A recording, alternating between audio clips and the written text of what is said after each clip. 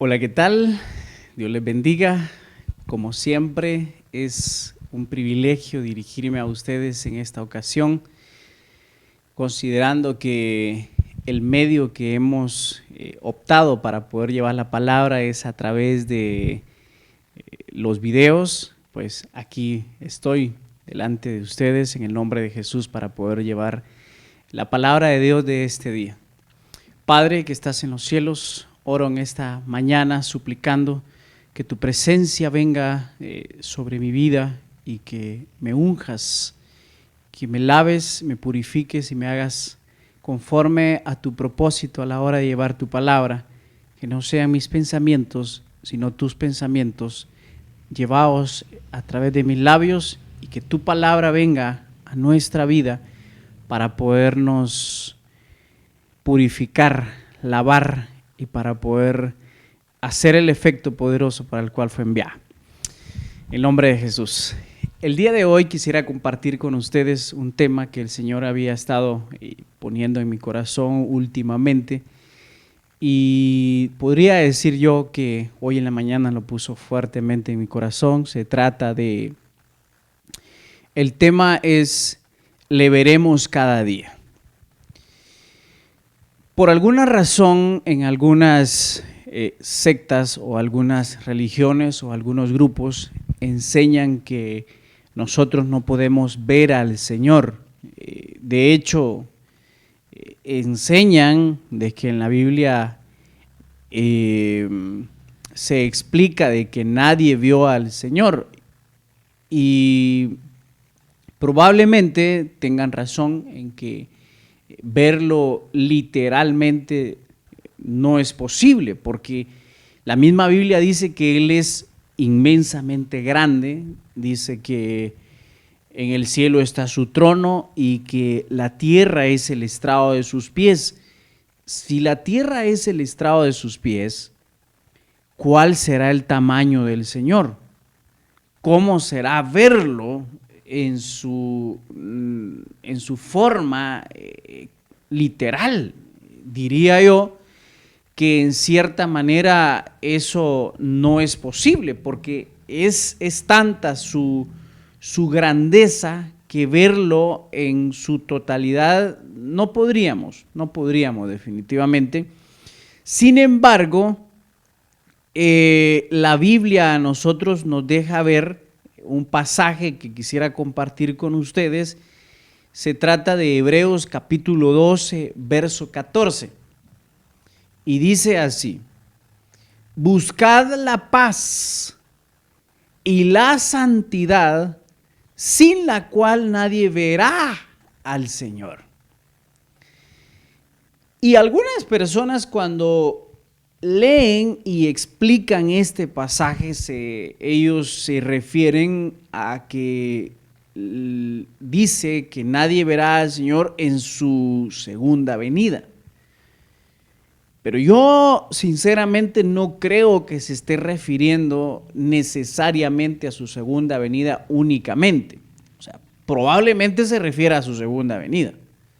Hago la aclaración. Pero no necesariamente solo a su segunda venida, porque lo que sucede es que nosotros podemos ver al Señor manifestarse en nuestra vida en diferentes maneras. O sea, lo que miramos de Él es una manifestación. El Espíritu Santo, por ejemplo, está en todas partes, pero no en todas partes se manifiesta. Y cuando Él se manifiesta, nosotros miramos su manifestación como tal. Ver al Señor literalmente como Él es, diría yo que incluso en su segunda venida, si se refiere a Jesucristo, sería algo muy especial.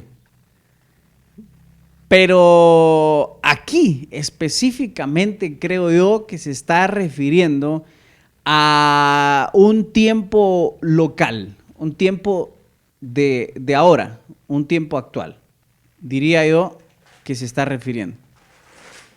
Y el cuadro que me pusieron acá se acaba de caer.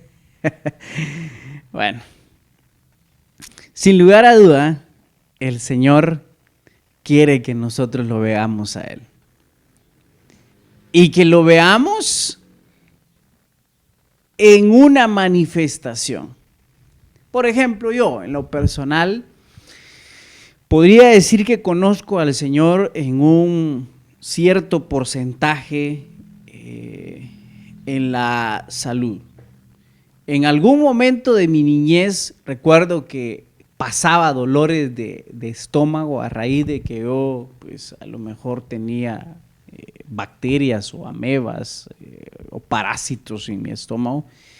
Y siendo niño me recuerdo que yo me ponía a orar cuando me dolía demasiado el estómago. Decía, Dios, por favor, quítame ese dolor de estómago. Cuando abra mis ojos, el dolor de estómago ya no va a estar, decía yo en ese tiempo. Y abría mis ojos y el dolor desaparecía. En cierta manera podría decir que yo miraba al Señor hacer un milagro en mi vida de sanidad. Hace aproximadamente unos 13 años yo vi al Señor como un valiente defensor. Hubo un momento en el que mi familia y yo principalmente, podría decir yo y mi familia, estábamos siendo amenazados por una pandilla. Y estos de la pandilla, pues obviamente querían dinero. ¿A qué más quieren ellos? Y se llegaron con mi mamá con amenazas literales de que si yo no me comunicaba con ellos iban a tomar medidas. Y cuando digo medidas es quitar la vida a ella y a mis hermanas y a mí también. Bueno, ellos dijeron cualquier cosa. Recuerdo que en ese momento yo me encontraba en una búsqueda del Señor, deseando verlo reflejarse en una área de mi vida, que de hecho era una área económica, pero aprovechando mi relación con el Señor, recuerdo que me tomé de la mano del Señor y dije, yo no les voy a dar lo que quieren. En primer lugar, no tengo, porque estábamos pasando una crisis económica. Si hubiera tenido dinero, a lo mejor hubiera negociado con ellos, pero no tenía. Y como no tenía, decidí creerle al Señor y le creí. Y lo vi reflejarse en mi vida y en mi familia. Yo le dije al Señor, Señor, confío en que tú me defenderás a mí y a mi familia. No tocarán a ninguno. Y me enfrenté con el marero. Recuerdo que hablé con él por teléfono y le dije, no tengo para darte. Lo que tengo es la palabra de Dios. Y recuerdo que le di la palabra de Dios. Y estaba muy enojado. Me maltrató con vulgaridades y le dije, te callas porque te estoy predicando. Y nunca más me volvió a llamar. De hecho, le había dado mi número de teléfono para que me llamara por si quería que le siguiera predicando. Vi al Señor en esa ocasión como poderoso guerrero defenderme. Meses después o años después, yo seguí luchando por la situación económica y lo vi a Él como proveedor económicamente. Nos sacó adelante, me sacó adelante de esas deudas, eran bastantes, era mucho dinero. Pero el punto es que Hebreos capítulo 12, verso 14 dice, buscad la paz con todos. O sea, no dice que busques la paz con los que te caen bien. No dice buscad la paz con los que no hablan mal de ti. No dice buscar la paz con los que buscan la paz contigo. Dice buscar la paz con todos. Eso significa que vas a buscar la paz con los que quieren paz y vas a buscar la paz con los que quieren guerra, con los que te calumnian, con los que hablan mal de ti, con los que te apuñalan por la espalda. Con ellos tienes que buscar la paz, no la guerra. Buscad la paz con todos y la santidad. La paz es de aquí hacia afuera, pero la santidad es de aquí hacia aquí, porque de aquí hacia mis acciones, por supuesto. Pero son dos cosas, es una pareja, paz, santidad. Quiere decir, no se puede tener santidad si no se quiere la paz, porque mire, buscad la paz y la santidad, sin la cual nadie verá al Señor. Y creo yo con todo mi corazón que no estoy contrariando a la palabra de Dios al decir que tú y yo podemos ver al Señor cada día. Verlo en nuestro diario caminar, verlo como nuestro guardián. Dice la Biblia que ángeles acampan alrededor de los que le temen y los defienden. Entonces nosotros podemos vernos defendidos por ángeles. Hermano, ¿y será que los ángeles tienen plumas y tienen alas? No necesariamente. Nosotros podemos ver en la Biblia que cuando iba a ser destruida Sodoma y Gomorra, ángeles llegaron a visitar a Lot. Pero ellos eran como hombres, obviamente de buen parecer, porque hasta los malignos de ese lugar querían tener intimidad sexual con ellos. A lo mejor son guapos los ángeles, ¿verdad? El punto es que la Biblia dice que algunos, sin saberlo, hospedaron ángeles, lo cual nos deja ver entonces que nosotros sí podemos estar viendo la manifestación angelical en nuestra vida sin saberlo.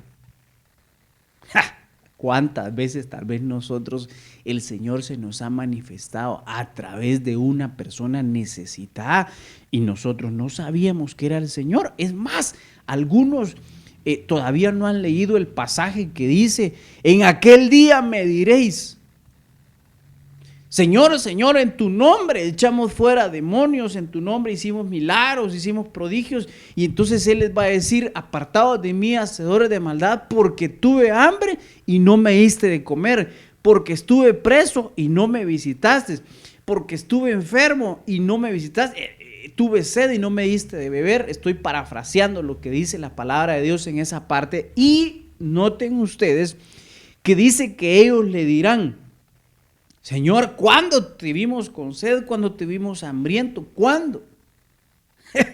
Entonces quiere decir que el Señor se nos puede estar manifestando a nosotros en una persona necesitada. Y nosotros podemos decir: no, don Luis, es esa persona específicamente, no es el Señor, era mi vecina, estoy seguro que era mi vecina.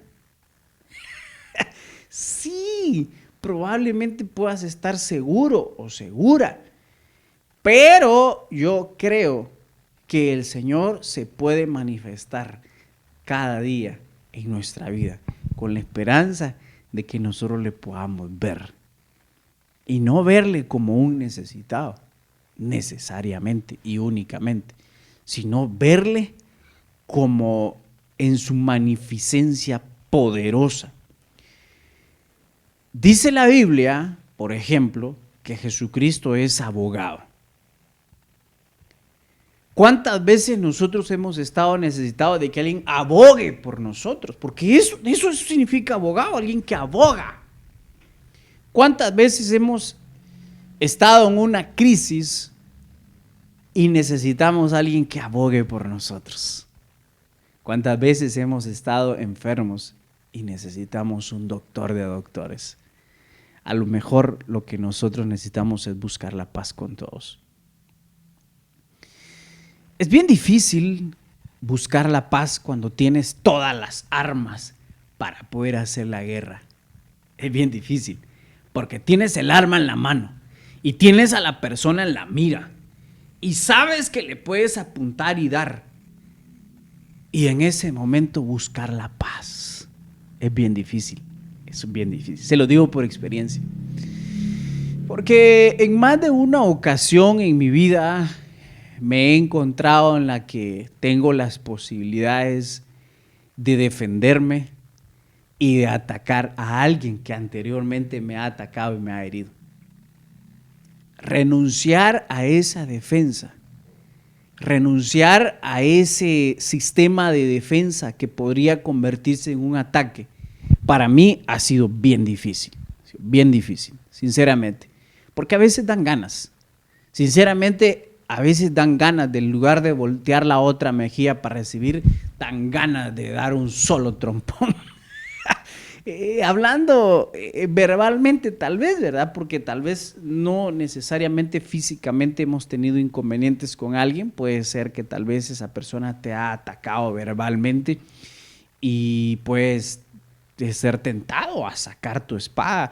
Y ahí se recuerdan que la lengua es como espada. La Biblia dice, hay hombres cuyas palabras son como golpes de espada. Un golpe de espada no creo que sea buscar la paz. Un golpe de espada definitivamente no es buscarla. Buscar la paz podría ser quedarse callado. Jesucristo dice la Biblia que cuando Él fue juzgado, humillado, escupido, abofeteado, Él guardó silencio. Él guardó silencio. No abrió su boca. ¿Podía hacerlo? Sí. ¿Tenía derecho de hacerlo? Sí. El mismo juzgador le dice, ¿no dices nada en tu contra? ¿No oyes las acusaciones que te están haciendo? ¿No te defiendes? ¡Ja! Hasta él se quedaba extrañado de ver que no decía nada. Porque él estaba manifestando el amor, la pura manifestación de amor. La manifestación de amor más pura que pudo haber existido es el amor de Jesucristo. Busqué acá en un diccionario el significado de paz y dice así: situación o estado en el que no hay guerra ni lucha entre dos o más partes enfrentadas. Eso es la paz. No hay lucha, no hay guerra. Esa es la paz. O sea que entonces nosotros, si vamos a buscar la paz, tenemos que buscar una situación donde no haya guerra. No, fíjese que ahorita la guerra se terminó hace años en mi país, se firmó la paz. Sí, pero ¿y qué tal con tu vecino o vecina? Sí, pero ¿qué tal con nuestros hermanos? Sí, pero ¿qué tal con nuestros padres? ¿Qué tal con nuestra pareja? ¿Qué tal con nuestros hijos? No hay guerra a usted porque en la guerra se utilizan pistolas. No, no necesariamente. Hasta un chiste hicieron el otro día que dice que en el matrimonio es la única guerra en la que se duerme con el enemigo. ¡Ja! Imagínense, para algunos su pareja es su enemigo. El otro día escuché que una persona dijo, el mejor amigo del hombre es el chucho. El perro, el chucho, llámesele como quiera. Y yo creo que el mejor amigo del hombre, en primer lugar, es Dios. Y en segundo lugar, su pareja para los que estamos casados. Pero algunas personas, lamentablemente, su pareja es su enemigo de guerra, su vecino, sus compañeros de trabajo, su jefe, su socio, su socia.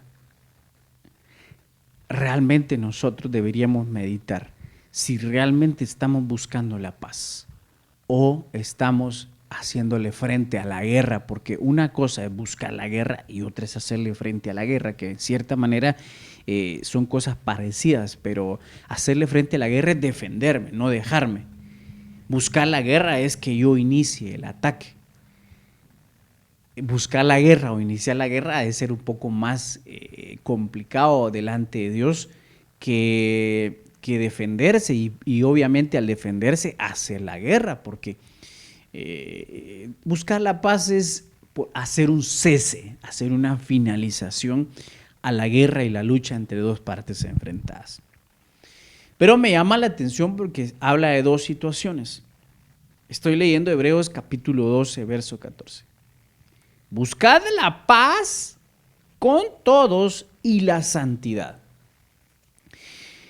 Cuando aquí habla de la santidad, me llama mucho la atención y busco en el diccionario el significado de santidad. Y escuchen lo que dice. Los vocablos hebreos y griegos para santidad transmiten la idea de puro, puro. Va, paremos un poquito ahí. Puro o limpio, dice. Hablemos de puro. Puro significa que no está adulterado. El otro día fui a Tecpan, un lugar muy bonito para ir a pasear, y entonces fuimos a comer a un restaurante con mi familia y de repente pues vi unos botes transparentes de vidrio con miel adentro y tenían adentro la capa de miel. Es decir, el lugar donde las abejitas depositaron su miel tenía un pedazo de capa ahí adentro. Y dije, ¡ala, qué bonito! Me recordó mi niñez cuando castraban las abejas y entonces sacaban los pedazos de capa y nosotros ahí comíamos la miel. Ay, dije, qué bonito. La cosa es que yo le pregunté al vendedor y le dije, mire, ¿este es pura miel? Le dije, oh, sí, me dijo, es pura. Ah, perfecto, dije, es que lo puro es mejor, fíjese. Y lo compré. El chiste es que lo guardé y como a los 6 meses se volvió azúcar, o sea, no era puro. Lo que es puro permanece. Lo que está adulterado no permanece. Tarde o temprano deja de ser lo que aparentemente es. El asunto acá es que dice que la santidad transmite la idea de puro o limpio. Vaya, hablemos de la limpieza. También que se siente uno está limpio. Miren, ahorita antes de venir aquí a preparar este mensaje, esta prédica, llevarlo, me bañé. Entonces uno se echa su jabón, algunos echan champú. Yo no utilizo champú, por cierto. Pero qué bien se siente, limpio. Qué bien se siente uno estar limpio. Qué bien se siente tener su ropa limpia. La limpieza se siente bien. La suciedad es sinónimo del pecado, lo contrario a la santidad. Lo contrario a la santidad sería entonces impuro o adulterado y sucio. Pero bueno, regresemos acá. Significado que encontré. Los vocablos hebreo y griego para santidad transmiten la idea de puro o limpio en sentido espiritual, apartado de la corrupción. El otro día, hace algunos años, una persona llegó a mi vida y pues encontró algunas cosas en mi vida en las que yo pues a lo mejor no había estado actuando con toda la transparencia y empezó a señalarme de corrupción y yo me quedaba callado porque tenía razón, pero inmediatamente venía a mi mente las impurezas de esa persona y tenía ganas de decirle, ¿por qué señalas mi corrupción y no miras tu corrupción? Pero no lo hice. Bueno, no lo hice en ese momento, a lo mejor lo hice después. Pero a veces nosotros tenemos tanta corrupción, tanta suciedad, tanta impureza, que nos impide, es como una venda, nos impide ver nuestra propia corrupción. El pecado lo ciega a uno, el pecado no le permite a uno darse cuenta que está sucio, que le falta santidad. Es fácil ver en los demás, pero uno mismo le cuesta. Esa es una de las maneras de darse cuenta si uno está con falta de santidad. ¿Cuál? Lo acabo de decir. Si usted pasan los días, 3, 4 días, 5 días, y usted no siente que le está fallando al Señor en algo, quiere decir que usted le está fallando en mucho. ¿Cómo así? Sí. Porque cuando el Espíritu Santo está sobre nosotros, Él nos convence de juicio y de pecado. O sea, quiere decir que si yo en una semana, en unos días que pasan, yo siento que le estoy fallando al Señor en algo y me arrepiento y digo, Padre, perdóname, le pido perdón a Él, entonces quiere decir, número 1, que el Espíritu Santo está conmigo. Y número 2, dice la Biblia que el que confiesa sus pecados y se aparta alcanza misericordia. Número 3, alcanzó misericordia. Y 4, alcanzó perdón. Y si alcanzó misericordia y alcanzó perdón, ahora es santo. Aunque sea por un rato, pero es santo. Y mientras tenga esa santidad, se aplica Hebreos capítulo 12, verso 14. Buscad la paz con todos y la santidad, sin la cual nadie verá al Señor. Entonces quiere decir que si yo confieso mis pecados, si me aparto, Alcanzo misericordia, alcanzo perdón, y si alcanzo misericordia y perdón, alcanzo santidad. Si no fuera así, entonces ¿por qué también en Hebreos capítulo 11 dice que Jesús instituyó a unos pastores, profetas, evangelistas, maestros? ¿Y cuál me faltó? Apóstoles, profetas, evangelistas, pastores y maestros. Ahí está. ¿Por qué? Enseguida dice, para la edificación de los santos. Entonces quiere decir que sí habemos personas que, aunque sea por un periodo de tiempo corto, tal vez horas o días, podemos ser santos. Podemos ser santos. Claro, el pecado nos puede alcanzar horas después con un mal pensamiento, con una palabra que salga de nuestra boca ociosa o con una acción, y en ese momento dejamos de ser santos. Pero, hijitos míos, estas cosas os escribo para que no pequéis. Pero si hubieres pecado, abogado tienes a Jesucristo para con el Padre, a Jesucristo el justo. Entonces quiere decir que nosotros, el mundo arroja suciedad a nosotros y dejamos de ser puros. El mundo arroja a nosotros malos pensamientos y dejamos de ser puros. El mundo arroja a nosotros maldad, deseo de venganza y dejamos de ser limpios. Pero, nosotros podemos acercarnos delante de Dios y alcanzar el perdón para nuestros pecados. Y esta mañana el Señor está hablando a nuestra vida, a mí primero y luego a ustedes, diciéndonos, hey, puedes ver al Señor cada día. ¿Y cómo le voy a ver cada día?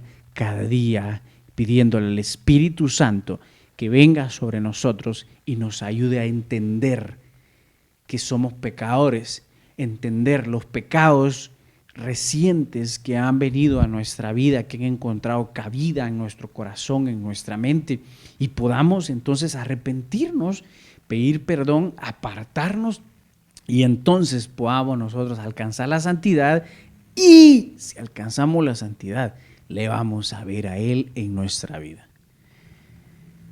Sea el problema que usted esté pasando ahora, familiar, económico, de salud, no lo sé cuál sea la situación difícil, pero sí sé que hay un Dios que es poderoso y que puede manifestarse en su vida. Cada vez que Jesucristo hacía un milagro, Él le decía a la gente, tus pecados te son perdonados. Eso quiere decir que la manifestación gloriosa de un milagro generalmente está relacionado con el perdón de pecados. Sanaba a un enfermo, tus pecados te son perdonados. Levantaba a un paralítico, tus pecados te son perdonados. Y entonces la gente se extrañaba y decía, ¿cómo así que este puede perdonar pecados? Bueno, ¿qué es más fácil decirle? ¿Tus pecados te son perdonados o toma tu camilla y vete? Entonces, prácticamente tenemos que entender que si hemos estado tal vez tirados en la derrota, tirados en que no logramos salir adelante de una situación adversa, probablemente sea consecuencia de un pecado que nosotros podamos tener en nuestra vida. Tal vez ni siquiera sabemos que ahí está porque está oculto. David en un momento determinado dice en Salmo capítulo 19, verso 12, ¿quién se da cuenta de sus propios errores? Perdona, Señor, mis faltas ocultas. En otras versiones dice, la que estoy leyendo es Dios habla hoy, en otras versiones dice, perdóname de mis pecados que me son ocultos. Oculto quiere decir que me son ocultos. O sea, él está reconociendo que él no sabe que ahí están. Entonces yo voy concluyendo y voy terminando acá. Dios quiere manifestarse en tu vida y por supuesto en mi vida. Para que Él se manifieste y nosotros lo podamos ver, es necesaria la santidad. Sin santidad nadie lo verá, nadie lo verá. Por eso es que hay un montón de gente que ora, clama. Y a veces hasta me han dicho a mí algunas personas, mire, fíjese que yo oro, usted míreme las rodillas, tengo callos, usted de tanto orar. Gloria a Dios que ore bastante. Mire, yo como quisiera ser como ellos, ¿verdad? Yo no oro tanto así como ellos. Pero luego yo los escucho decir, pero fíjese que a mí Dios no me responde. Entonces hay gente que ora, que aguanta hambre, que ayuna y no mira al Señor. Mire, yo oro, lloro y aguanto hambre y no miro al Señor. ¿Será que existe? Dicen algunos todavía. Y a veces yo me doy cuenta que lo único que necesitamos es hacer una oración sencilla, pero estar nosotros con la santidad necesaria y entonces miramos al Señor a hacer un milagro en nuestra vida. Y no solo en nuestra vida, sino que también en la de los demás. Yo nunca olvido una vez de que una de mis hermanas contó a la familia de que su hija pequeña, ni siquiera tenía 1 año, tenía meses, le estaban saliendo en su espalda una especie como de espinas y se las cortaban y le volvían a salir las espinas. Y los doctores decían, no sabemos qué es, le hacían exámenes y no le encontraban qué era. Y entonces una señora le dijo, mire, pásele un huevo encima. Y entonces le pasó el huevo y no pasó nada, no se sanaba.